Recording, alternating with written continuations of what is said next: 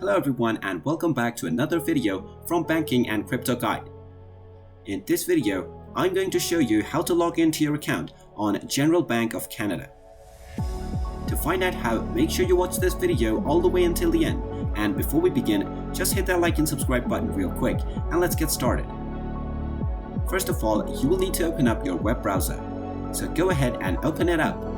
And then in the address bar, just type in Generalbank.ca and press enter. You will now be taken into the official website of the General Bank of Canada. Now from the home page, just click on the GBC Online button at the top right corner. Then just scroll down and click on the link that says click here for GBC Online. This will then take you into the login portal. Now just type in your username and then type in your password.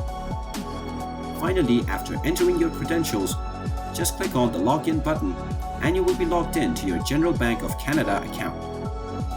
And there you have it. That is how easy it is to log into your account with General Bank of Canada. If you find this video helpful, make sure you hit that like button and subscribe to our channel if you haven't done so already. Also ring that notification bell to never miss another update from us. Thank you for watching and I will see you again in the next video.